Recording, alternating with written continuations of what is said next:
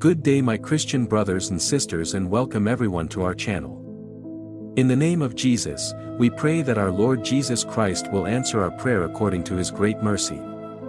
May God hear us and keep us close to his sacred heart. We now share with you all a message from our Lord Jesus Christ. Don't forget to give this video a like and subscribe to this YouTube channel so you can access the latest messages from heaven. Stay with us and listen to this video till the end.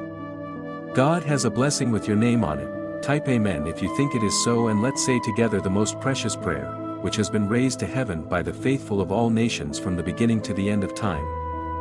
The Our Father who art in heaven, hallowed be thy name, thy kingdom come, thy will be done, as it is in heaven, so on earth.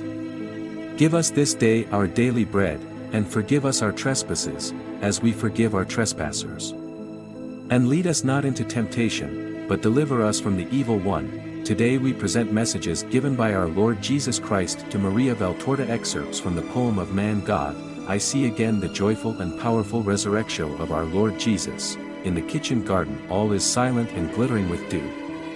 Above it the sky is becoming a clearer and clearer sapphire shade, after leaving its dark blue hue studded with stars, that through the whole night had watched over the world. Dawn is driving back, from east to west, these still dark zones, like a wave that during the high tide advances more and more, covering the dark beach and replacing the grey dark shade of the damp sand and of the reef with the blue sea water. A few little stars do not want to die yet and peep more and more faintly through the wave of the white greenish light of dawn, a white shaded with grey, like the leaves of the drowsy olive trees that form a crown on that not far away hillock. And then it is wrecked, submerged by the wave of dawn, like land overflowed by water. And there is a star less. And then also another one less, and another one, and another one. The sky loses its herd of stars, and only over there, to the remote east, 3, then 2, then 1 remain to contemplate that daily wonder, which is the rising dawn. And then, when a pink thread draws a line on the turquoise silk of the eastern sky, breath of wind passes over leaves and herbs and says, "Wake up. The day has risen." But it awakes only leaves and herbs, that shiver under their dewy diamonds and rustle gently while the falling drops resound like arpeggios. The birds have not awakened yet among the thick branches of a very tall cypress that seems to dominate like a lord in his kingdom, or in the thick entanglement of a laurel hedge that shelters from the north wind. The guards, weary, cold, sleepy, in various postures are watching over the sepulchre. The stone of which has been reinforced round its edge, as if it were a buttress, with a thick layer of lime, on the opaque white of which stand out the large rosettes of red wax of the temple seal, impressed with others directly on the fresh lime. The guards must have lit a little fire during the night, because there are ashes and half-burnt firebrands on the ground, and they must have played and eaten, because scattered around there are remains of food and some small clean bones, which have certainly been used for some game, like our dominoes or our children's games of marbles, which are played on a coarse board traced on a path. Then they became tired and left things as they are now. And they tried to find more or less comfortable postures to sleep or to keep watch. In the clear sky, where to the east there is now a completely rosy zone, which is spreading out more and more widely, but where, however, there are no sunbeams as yet, a very bright meteor appears, coming from unknown depths, and it descends like a sphere of fire of unsustainable splendor, followed by a glowing trail, which perhaps is nothing but the persistence of its brightness in our retinue. It descends at a very high speed towards the earth, shedding such an intense phantasmagoric light, frightful in its beauty, that the rosy light of dawn vanishes, outshone by such white incandescence. The guards, astonished, raise their heads, also because with the light there comes a mighty, harmonious, solemn rumble that fills the whole of creation with its roar. It comes from heavenly depths. It is the Alleluia, the angelical glory, that follows the Spirit of the Christ, which is returning to his glorious flesh. The meteor clashes on the useless closure of the sepulchre, tears it off, throws it on the ground, and it strikes with terror and noise the guards placed as jailers of the Master of the universe, producing with its return to the earth a new earthquake, as it had caused one when this Spirit of the Lord fled from the earth. It enters the dark sepulchre that becomes all bright with its indescribable light. And while it remains suspended in the still air, the spirit is infused again into the body motionless under the funereal bandages. All this takes place not in a minute, but in the fraction of a minute, so fast have been the appearance, descent, penetration and the disappearance of the light of God.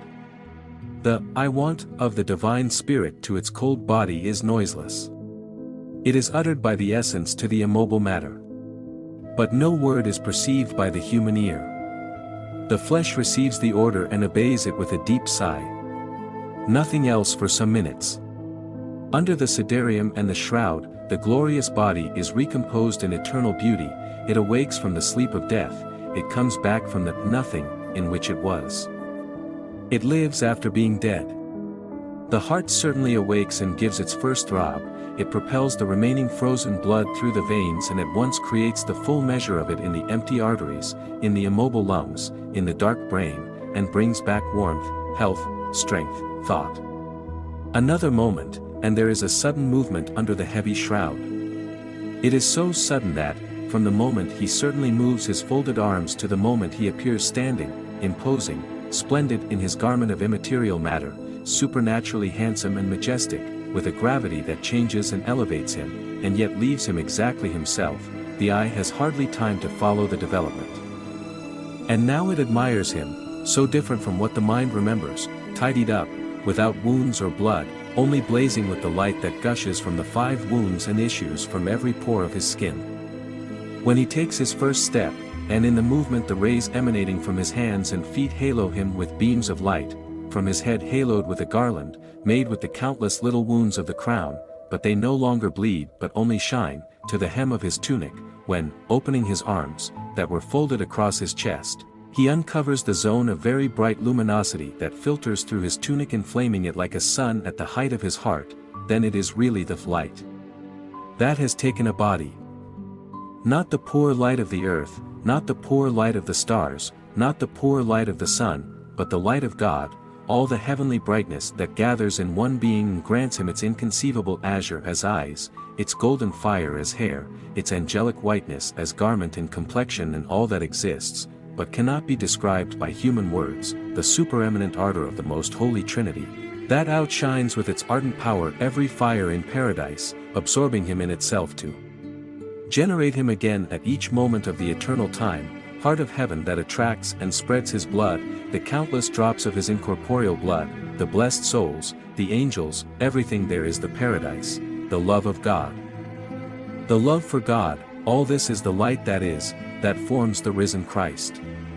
When he moves, coming towards the exit, and the eye can see beyond his brightness, 2 most beautiful brilliances, but similar to stars compared with the sun, appear to me, one on this side, the other on the other side of the threshold, prostrated in the adoration of their God, who passes by enveloped in his light, beatifying with his smile, and he goes out, leaving the funereal grotto and going back to walk on the earth, that awakes out of joy and shines in its dews, in the hues of herbs and rosaries, in the countless corollas of apple trees, that open, by a wonder, to the early sun that kisses them, and to the eternal sun who proceeds under them. The guards are there, shocked.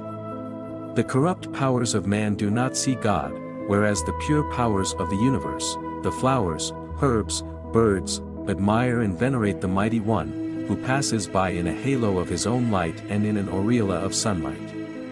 His smile, his eyes that rest on flowers, on dead branches, that look up at the clear sky, everything becomes more beautiful. And more soft and shaded than a silky rosary are the millions of petals forming a flowery foam on the head of the conqueror. And brighter are the diamonds of the dew. And of a deeper blue is the sky reflecting his refulgent eyes, and more joyful is the sun that with gladness paints a little cloud blown by a light wind, that comes to kiss its king with scents stolen from gardens and with caresses of silky petals. Jesus raises his hand and blesses, and then, while the birds sing more loudly and the wind carries its scents, he disappears from my sight, leaving me in a joy that cancels even the slightest remembrance of sadness and sufferings and hesitancy for tomorrow. This is the end of today's message. May God bless you and keep you close to his heart. Amen.